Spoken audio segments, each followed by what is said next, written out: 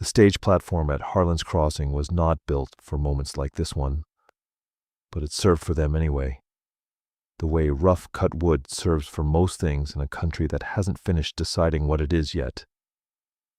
It was a Wednesday in late October, and the air had that particular quality of cold that doesn't announce itself so much as settle in around you while you're occupied elsewhere, and by the time you notice it, it has already made itself at home.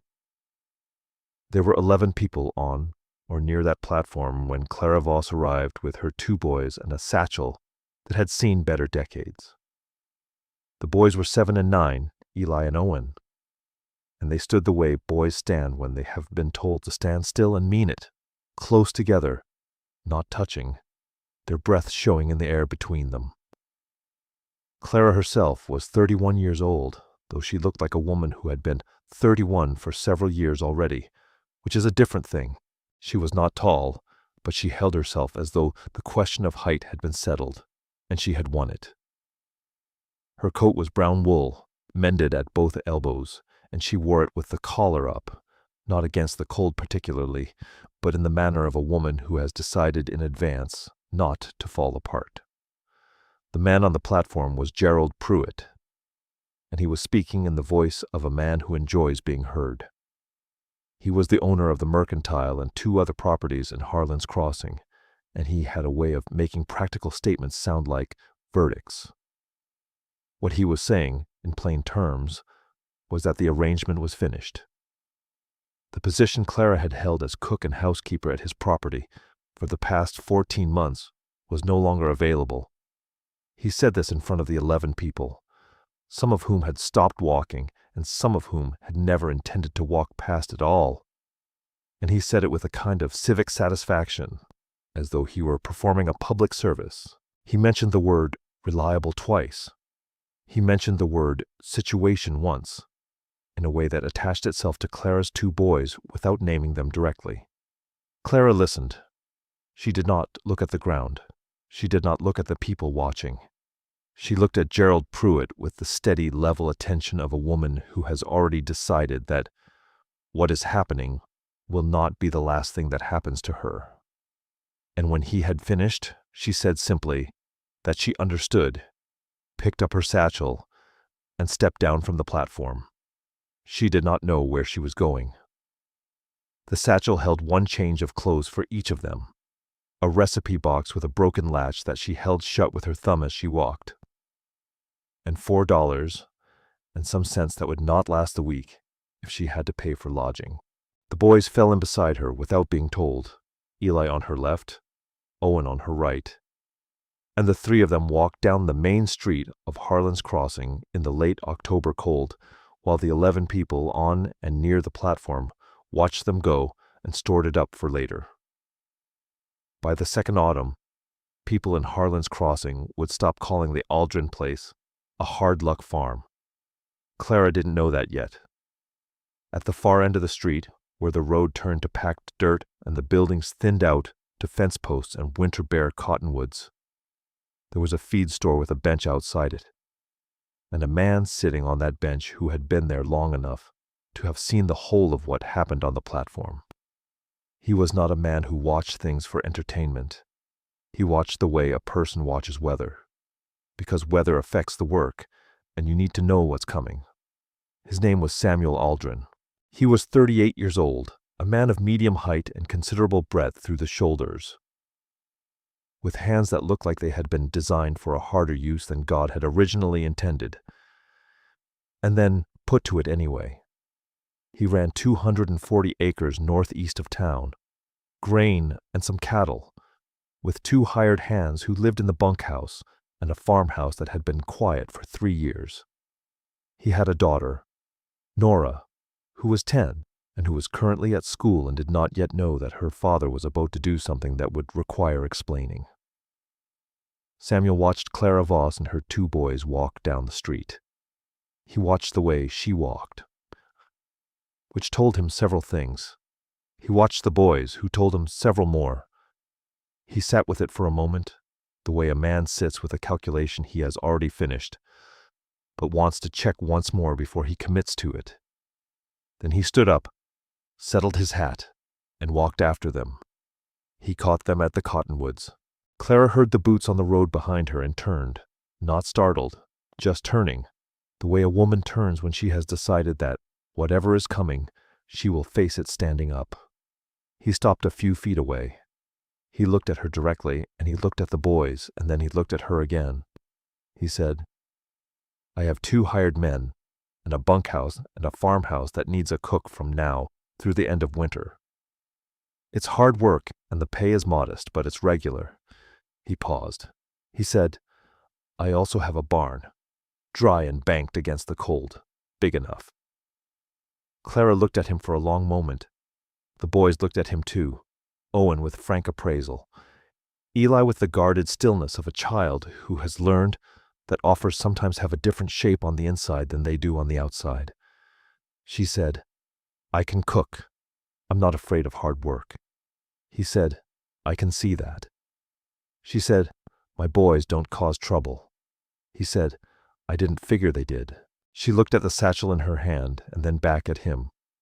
She said, "We'd need the barn, at least to start. I won't ask for more than that." He said, "The barn is there. Come and look at it. If it suits, we'll settle the terms." She said, "All right." He said, "All right." And that was the whole of it. He turned and walked back towards the edge of town, where a wagon was hitched, and Clara Voss picked up her satchel and took her boys and followed Samuel Aldren out of Harlan's crossing and into whatever came next. The Aldren farm sat in a shallow valley, where a creek bent twice before straightening out toward the ridge, and in late October it had the look of a place that had been working hard for a long time and intended to keep at it. The fields were turned and put to rest. The fences were in reasonable repair.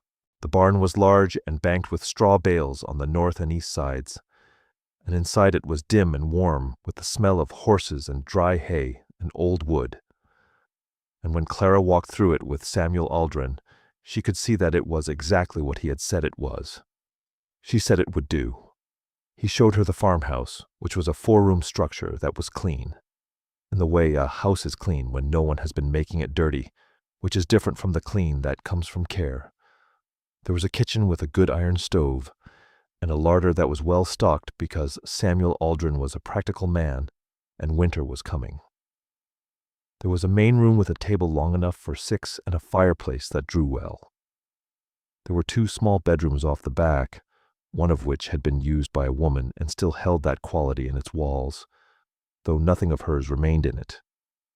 He said, "You'd have the kitchen and the run of the house for cooking and whatever else is needed. My men eat at 6 in the morning and at 6 in the evening. I eat when they do." She said, "What do they like?" He said, "They like hot food and enough of it." She said, "That I can manage." He nodded. He said, "I'll have Cale move a cot and some blankets to the barn. There's a small stove in there already. It's not a bedroom, but it's sound."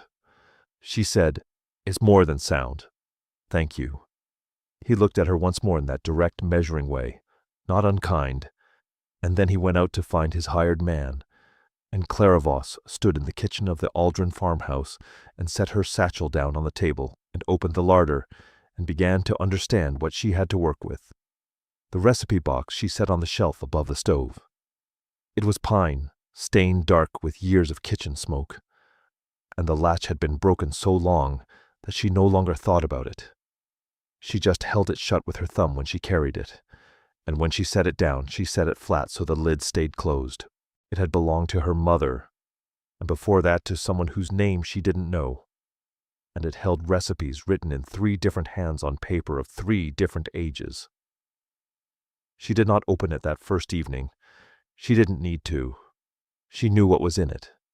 She made a beef stew with the root vegetables from the larder, and a pan of cornbread, and a pot of coffee strong enough to do its job.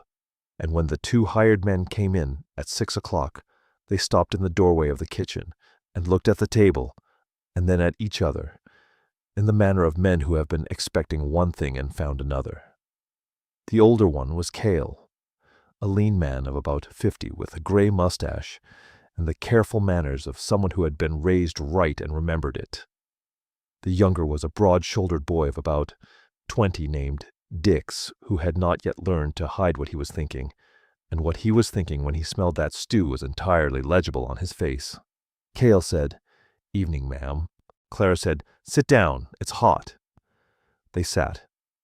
Samuel came in from the back, washed his hands at the basin, and sat at the head of the table. Eli and Owen sat across from the hired men and ate with the focused attention of boys who had not had a hot supper in 2 days and were not going to waste a moment of it. Nobody said much. The stew was eaten. The cornbread was eaten. The coffee was drunk. When Cale and Dix pushed back from the table, Cale said, "That was a fine meal, Mom." And Dix said, "Yes, ma'am." And that was the whole of the review, but it was enough. Samuel said nothing about the meal. He drank his coffee and looked at the table, and then out the window at the dark. And when he was done, he took his cup to the basin and went out to check the stock, because that was what he did every evening, and he saw no reason to change it. Clara cleared the table. The boys helped without being asked, which was something she had taught them early and held to. And when the kitchen was clean, she took them out to the barn and got them settled on the cot with the blankets Cale had left. And she sat with them until Owen was asleep and Eli was close to it. Eli said quietly, "Is this a good place?" She said, "I think it might be." He thought about that. He said, "The man doesn't talk much." She said, "No." He said, "Dix ate 4 pieces of cornbread." She said, "I noticed." He almost smiled. Then he closed his eyes, and Clara sat with him a while longer in the warm dark of the barn, with the horses shifting in their stalls, and the wind finding the boards and failing to get through them. And she thought that this was, in fact, more than she had had any right to expect on a Wednesday in late October. And she was not a woman who wasted gratitude. By the end of the first week, certain things had been established without anyone establishing them. Clara cooked 3 meals a day and kept the kitchen clean and the larder organized and the fire in the main room stoked to a temperature that made the house feel inhabited. In a way it apparently hadn't for some time. She did not ask questions about the previous arrangement, and no one offered information about it. She learned that Cale took his coffee without anything in it, and that Dix took his with a great deal of sugar and was slightly ashamed of this. She learned that Samuel ate everything she put in front of him, and that he was particularly quiet on mornings when the weather had turned against the work he'd planned. Not sullen, just inward, the way a man is when he is recalculating. The boys slept in the barn and ate at the kitchen table and stayed out of the way during the working hours, which on a farm in late October meant they were rarely in the way at all because there was always something to observe or carry or hold or learn. Dix took a liking to Owen, who was the younger and more open of the two, and began teaching him small things about horses in the afternoons, and Owen received this instruction with the grave seriousness of a boy who has decided that he is going to learn everything there is to know about something. Eli watched from a distance and said nothing, but he watched. Samuel's daughter Nora came home from her aunt's house at the end of the first week, which was where she'd been staying since the previous arrangement had ended. And her arrival was something Clara had been told about, but not entirely prepared for. Nora was 10 years old and had her father's directness and a quality of self-possession that sat oddly and impressively on a child that age. She walked into the kitchen on a Friday afternoon and looked at Clara with the frank appraisal of a person who has been managing a situation and is now being asked to share the management of it. She said, "You're the cook." Clara said, "I am." Nora looked at the stove and then at the larder and then at the recipe box on the shelf. She said, "My mother had a box like that." Clara said, "A lot of women do." Nora said, "What's in yours?" Clara said, "Recipes, mostly. Some of them work better than others." Nora considered this. She said, "Can you make apple cake?" Clara said, "I can." Nora said, "My father likes apple cake." Clara said, "Good to know." Nora looked at her for another moment with those level eyes, and then she went to put her things in her room, and Clara turned back to the stove. And that was the beginning of something. though neither of them named it. The second week brought a hard freeze that locked the creek and put ice on the water trough every morning, and with it came a rhythm that settled over the farm like a second winter, regular and reliable. Clara was up before anyone, the stove going and the coffee on by the time boots were heard on the porch steps. She made things that held through a cold morning: oat porridge with dried fruit, fried salt pork, eggs when there were enough, bread that she baked every other day in a loaf tin she'd found at the back of the larder and washed until it was usable. The bread was dense and slightly sweet, and it disappeared at every meal as though it had never existed. It was in the second week that she noticed the loose board on the bottom porch step. She noticed it the way you notice things you step over every day, registering it, each time without deciding to do anything about it. It rocked slightly underfoot and made a sound like a quiet complaint, and she had learned to step over it and thought nothing more of it. On a Thursday morning she came out to the porch before first light to bring in more wood, and found that the board had been replaced. The new wood was lighter in color than the surrounding boards, planed smooth and set flush, and nailed down with the precision of a man who does not do a job in order to say he has done it, but because he wants it done correctly. She stood and looked at it for a moment, in the gray pre-dawn light. Then she went in and brought the wood and started the breakfast. She said nothing about the step. He said nothing about it either, but something had shifted, the way a door shifts when it has been properly hung, settling into true, and after that it opened and closed differently than it had before. Nora thawed in increments, which was the only way she knew how to do anything. She began appearing in the kitchen in the late afternoons, not to help initially, but to observe, sitting at the corner of the table with a book or a piece of needlework, and watching Clara work with the same quality of attention her father brought to the weather. Clara did not invite this or discourage it.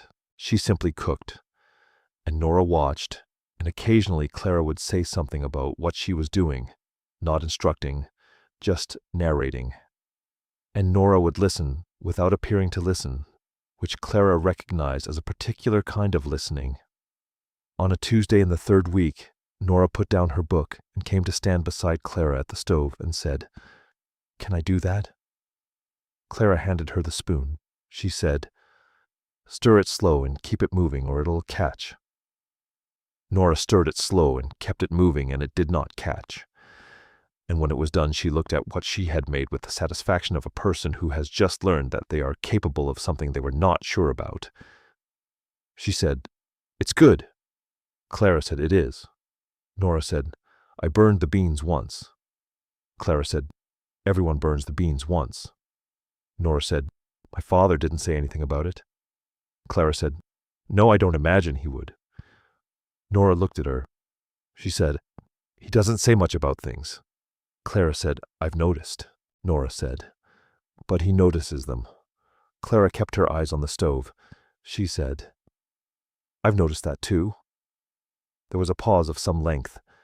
Then Nora picked up her book and went back to the table, and Clara made the biscuits. And outside the wind came down off the ridge and found the eaves and moved along them, looking for a way in and didn't find one. The apple cake she made on a Sunday, because Sunday was when there was time for it. She found dried apples in the larder and a jar of cinnamon that was still good, and a crock of lard, and made the cake the way her mother's recipe described, which was a way that required patience and a moderate oven, and produced something that smelled, when it was baking, like a decision to stay somewhere. She set it on the table after the Sunday supper, which was a larger meal than the weekday ones, and Nora looked at it, and then looked at her father, and Samuel looked at the cake, and then at Clara. And for a moment his face did something that he set aside before it could be identified, and he said, "Thank you," and Clara said, "Nora told me you liked it," and Nora looked at the table with the expression of a child who does not mind having been useful. Cale said, "I like apple cake too, for what it's worth." Dick said, "I like apple cake a great deal." Clara said, "I'll keep that in mind." The corner of Samuel's mouth moved once and returned to where it had been. They ate the cake. Outside, the temperature dropped another degree, and the stars came out very clear and very cold over the Aldren farm.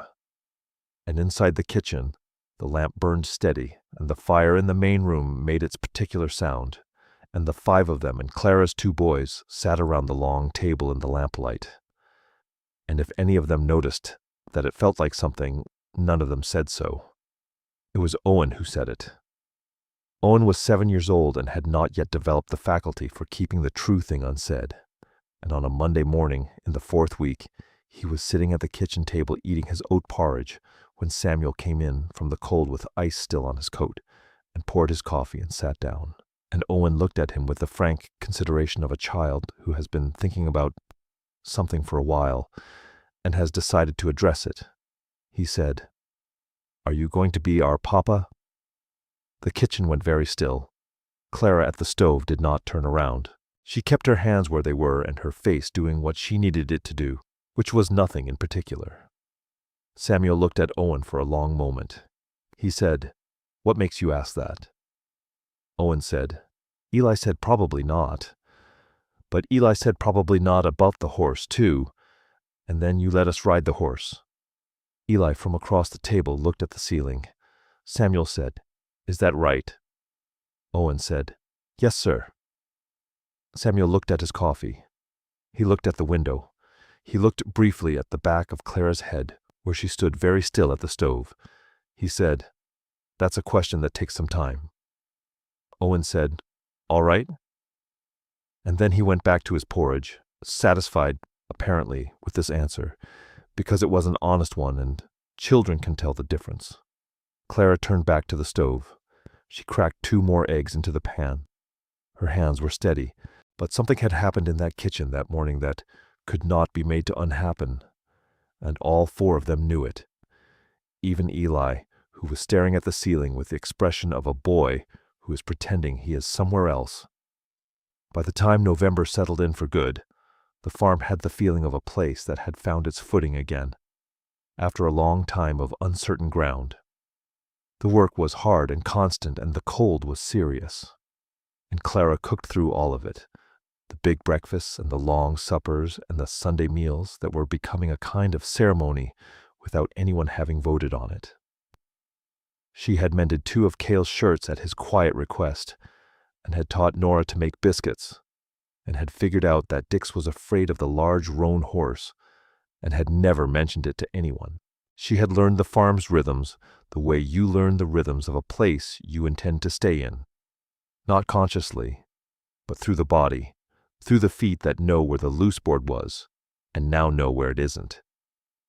She had also, without deciding to, begun keeping a plate warm for Samuel on the evenings when he came in late from a problem with the stock or the fence line or whatever the farm had decided needed attending to at the wrong hour.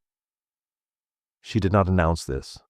She simply left the plate at the back of the stove where the warmth was steady, and he came in and found it and ate it, standing at the counter sometimes, or sitting at the table in the quiet after everyone else had gone.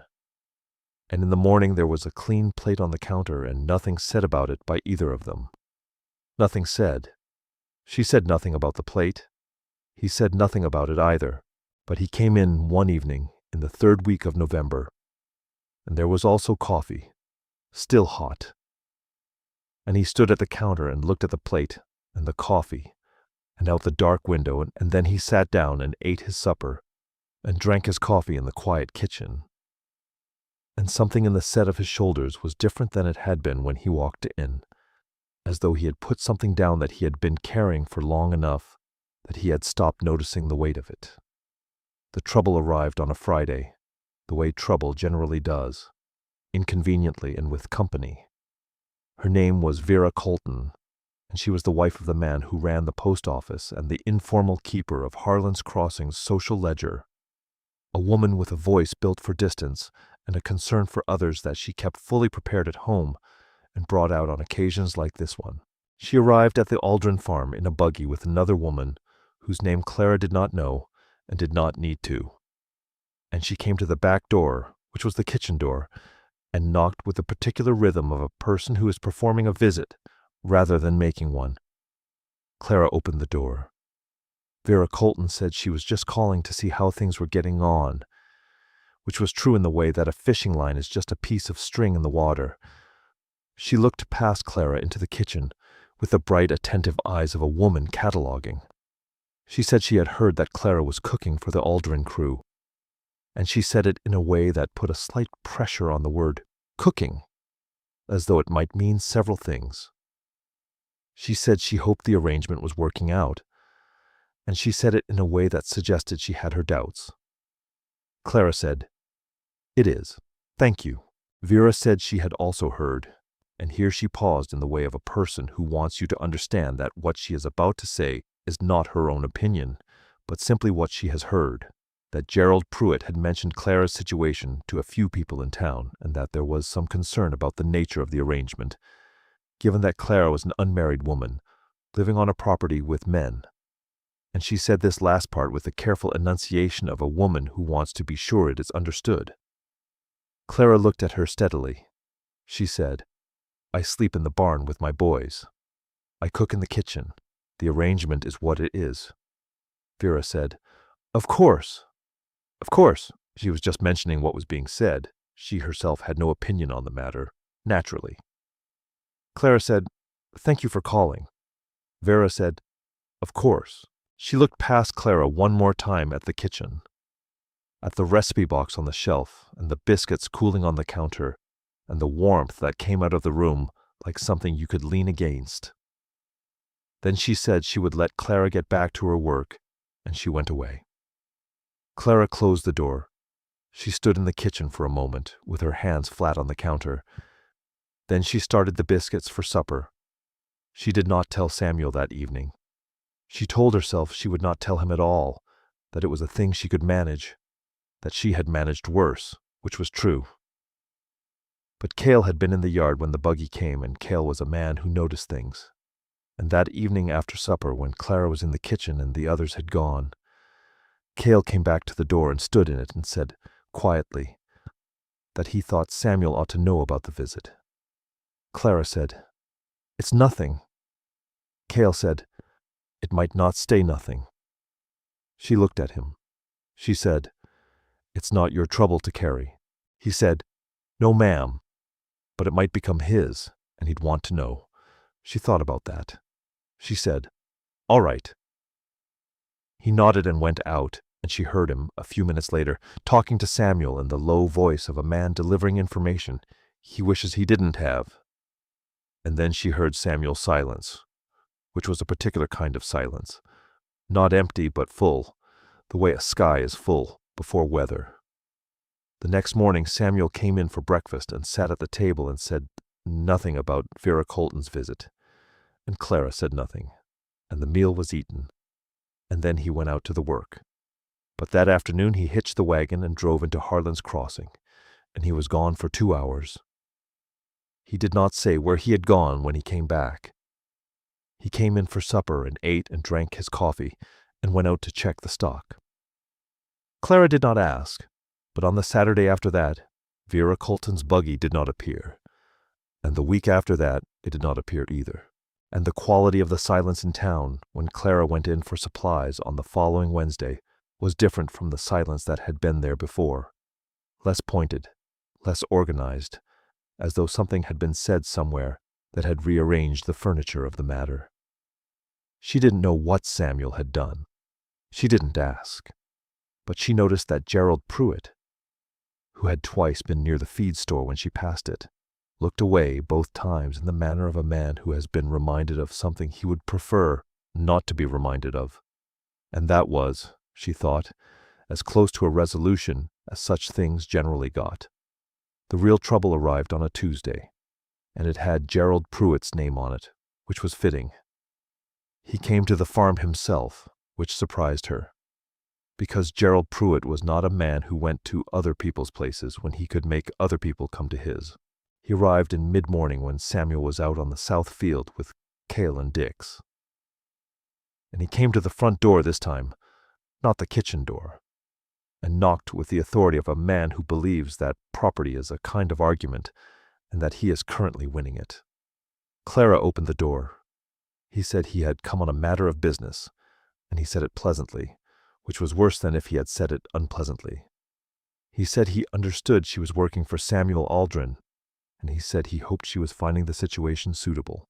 He said he had heard there were some concerns in town about the arrangement, and he said he felt it was his duty, as someone who had employed her previously and knew her situation, to make sure that she understood her position here was not as settled as she might think, and that if she were to find herself without a position again, she might consider that certain doors that were currently closed to her might open if she were to conduct herself. And here he paused, in a way that reflected well on the community. Clara looked at him for a long moment. She said, "What is it you want, Mr. Pruitt?" He said he simply wanted to make sure she understood her circumstances. She said, "I understand them." He said he was glad to hear it, and he smiled the smile of a man who believes he has made a point, and he turned to go. He was halfway down the porch steps when Samuel's wagon came up the drive.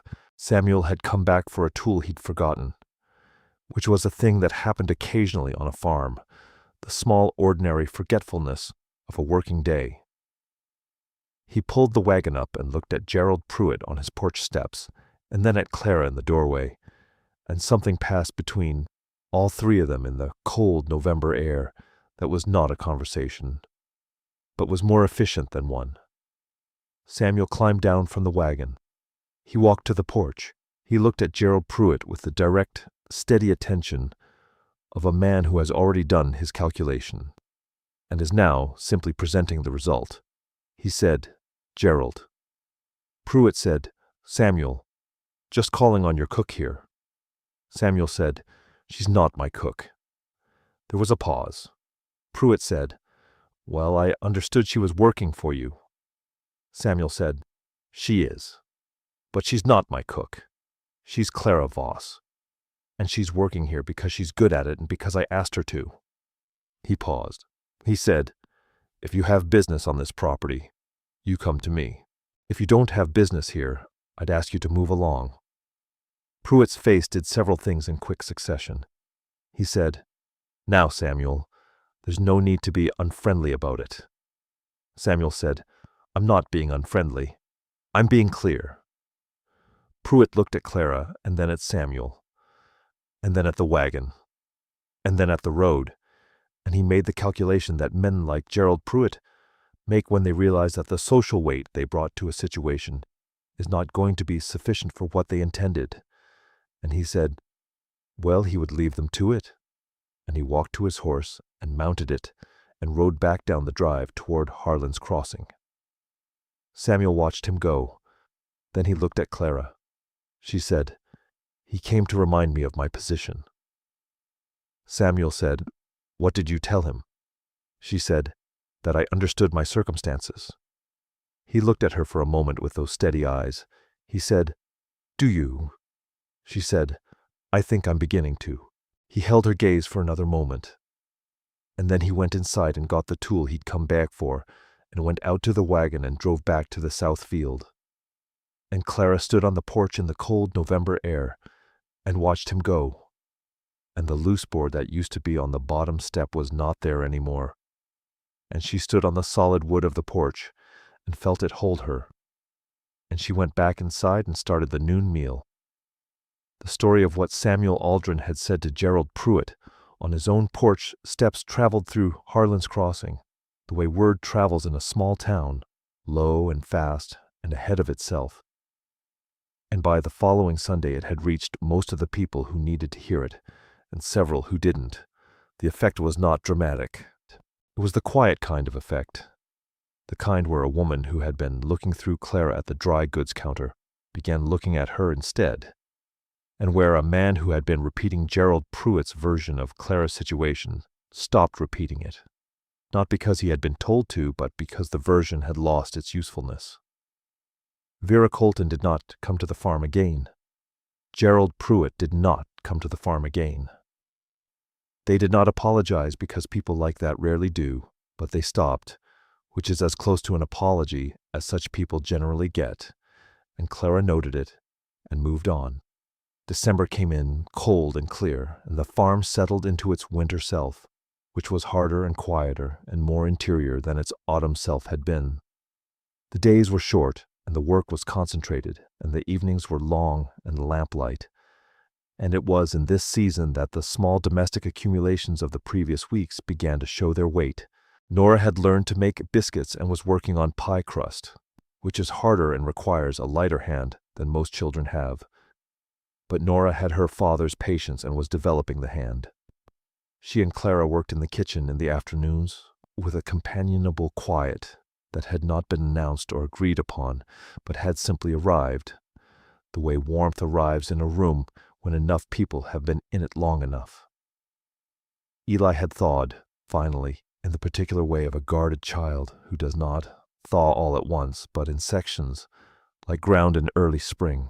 It had been the horses, in the end, and Dix's patient instruction, and one afternoon when a mare had been restless and difficult, and Eli had stood at her head and spoken to her in a low, steady voice until she quieted, and Dix had looked at him afterward and said, simply, that he had a gift for it, and Eli had carried that sentence around with him, in the way that a child carries a thing that has been given to them by someone they have decided to believe. Owen had already decided to believe everyone and was getting on splendidly. Clara watched all of this and said little about it, because it was not the kind of thing that benefited from being said. She cooked and cleaned and managed the larder and mended what needed mending and kept the house at the temperature that made it feel inhabited. And she kept the recipe box on the shelf above the stove and did not think too often about what came next, because next was a luxury she had not always been able to afford, and she was not entirely sure she had earned it yet.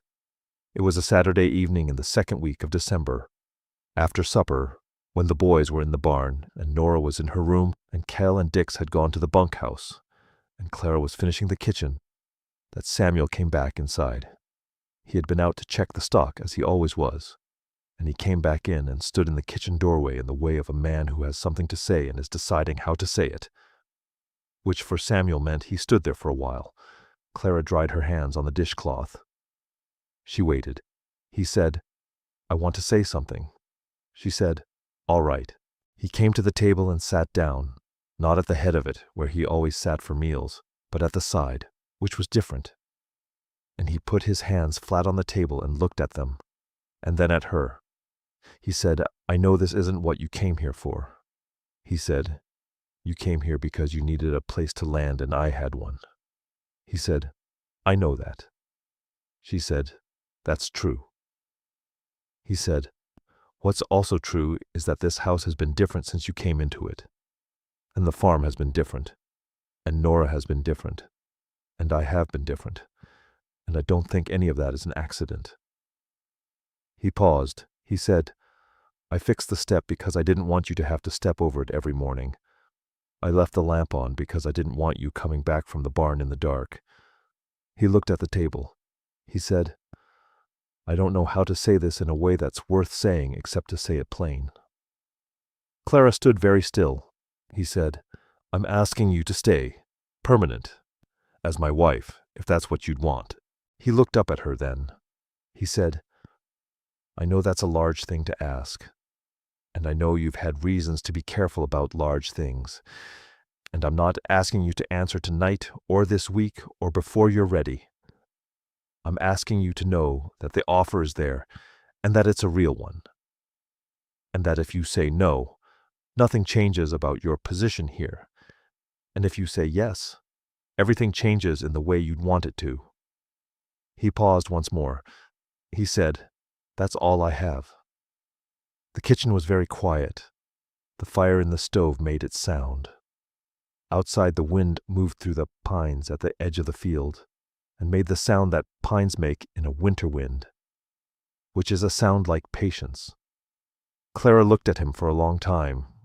She looked at his hands on the table and at his face, which was holding very still in the way of a man who has said the true thing and is now waiting to find out what it costs him. She said, "You fixed the step the first week. He said, I did. She said, and you drove into town after Vera Colton came. He said, I did. She said, and you stood on your own porch and told Gerald Pruitt that I was Clara Voss. He said, that's your name. She was quiet for a moment. Then she said, yes. He looked at her. She said, that's what I want. He held her gaze for a long moment, and then he nodded. Once, the way a man nods when a calculation he has been working on for some time has come out right, and he said, all right. And she said, all right. And that was the whole of it, which was also the entirety of it, which was enough. They were married on a Saturday in January at the county office in Harlan's Crossing, with Cale and Dix as witnesses and Nora standing beside Clara in a dress she had pressed herself, and Eli and Owen in their good shirts, which were the same shirts they always wore but brushed and buttoned to the collar. It was a plain ceremony, because Samuel was a plain man and Clara was a woman who had learned to find the value in plainness. And when it was done, they drove back to the farm in the wagon, under a sky that was white with coming snow, and arrived home before it fell. The snow came that evening, quiet and thorough, and covered the farm in the way that snow covers things, making everything the same color and the same softness. And in the morning the fields were white, and the fence posts wore their caps of it, and the barn roof was banked with it, and the porch steps were buried under it, all of them, the new board and the old boards together, indistinguishable. By the time the frost settled in for good and the new year turned towards spring, certain things had become the ordinary facts of the Aldren farm. Clara slept in the house, in the room that had once held someone else's quality in the walls, and now held hers, which was different. The boys had been moved from the barn to the small room off the back, and they had furnished it with a particular chaos of boys who have been told the room is theirs and believe it. Eli had begun working with the horses in earnest, and Dix had said to Samuel one evening that the boy had a future with them if he wanted it, and Samuel had said he would mention it, and he had, and Eli had said nothing, but had gone to bed that night with a different face than the one he'd had at supper. Nora had taught Owen to play a card game she knew, and they played it at the kitchen table in the evenings with a focused rivalry that Clara found she did not mind at all. Cale came to breakfast one morning in February and said, without preamble, that he thought the word around town had settled. And Clara said, had it? And Cale said, yes, ma'am. And that was the whole of the report. Gerald Pruitt passed Clara on the main street of Harlan's Crossing on a Wednesday in March, and looked at the ground and kept walking. Vera Colton, at the dry goods counter, said good morning in a voice that had lost its prepared quality and was just a voice. Clara said good morning back and bought her flour and her salt and went home. The recipe box was still on the shelf above the stove, the latch still broken, held shut by habit and the angle of the shelf. Clara had stopped thinking about it as something that needed fixing. It stayed closed on its own now, and that was enough. On a morning in late March, when the light was coming back and the creek had broken its ice and the fields were beginning to think about the year's work, Clara stood at the kitchen window with her coffee and watched Samuel and Eli in the far paddock with the gray mare, Samuel showing the boy something about the way you stand when a horse is uncertain, and Eli watching with his whole body the way he watched things now, openly, without the guarded distance he had carried into that kitchen in October. Owen came in from outside with mud on his boots, and the news that the first crocus had come up by the fence post, which he reported with the gravity of a boy delivering important intelligence. And Clara said, is that right? And he said, yes, Purple. And she said, go tell Nora. And he went. Nora appeared in the kitchen doorway a few minutes later and said, Owen says there's a crocus. Clara said, there is. Nora came to stand beside her at the window. They stood there together in the morning light, the woman and the girl, looking out at the paddock and the fields and the long, pale sky above the ridge. And neither of them said anything, because there was nothing that needed saying that wasn't already there in the room with them. In the warmth of the stove and the smell of the bread, and the sound of Owen's boots on the porch, and the recipe box on the shelf with its broken latch that held itself shut anyway. The farmhouse held its warmth, not waiting for anyone. Not anymore. And that was the story of Clara Voss and Samuel Aldren, a woman who arrived at a farm in late October with 2 boys and a satchel and a recipe box with a broken latch, and found before the first snow that she had been carrying the right things all along. Let me know in the comments if you enjoyed this one. Thank you.